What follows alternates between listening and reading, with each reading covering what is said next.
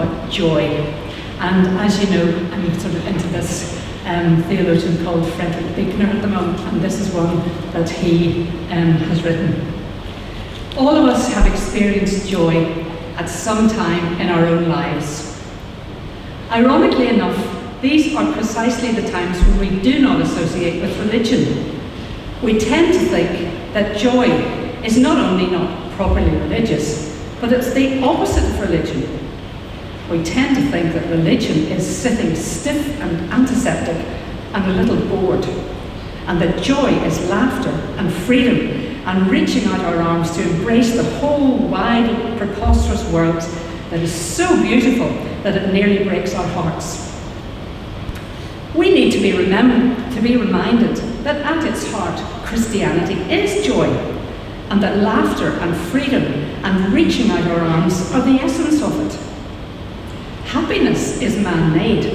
A happy home, a happy marriage, a happy relationship with our friends, or within our jobs. We work for these things, and if we're careful and wise and lucky, we can sometimes achieve them.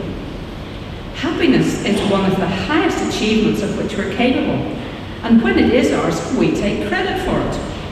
But we can never take credit for the moments of joy, because we know they're not man-made, and we weren't responsible for them. They come when they come. They're always sudden and quick and unrepeatable. The unspeakable joy of just being alive. The miracle of just being who we are, with the blue sky and the green grass, the faces of our friends and the waves of the ocean.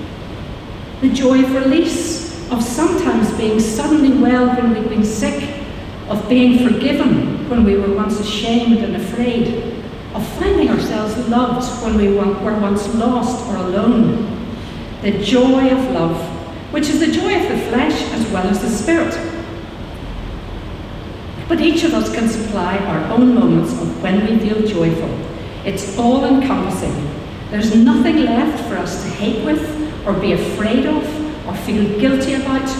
Joy is where our whole being is pointed in one direction. And it's something that by its nature we can never hoard. We want to share it with other people. The other thing about joy is that it's a mystery, because it can happen anywhere, anytime, even under the most unpromising circumstances, even in the midst of suffering, with tears in its eyes, even when nailed to a tree. What Jesus is saying to us is that all people are made for joy, and that when we're joyous, we're doing God's will on this earth. If you have known joy, you have known God.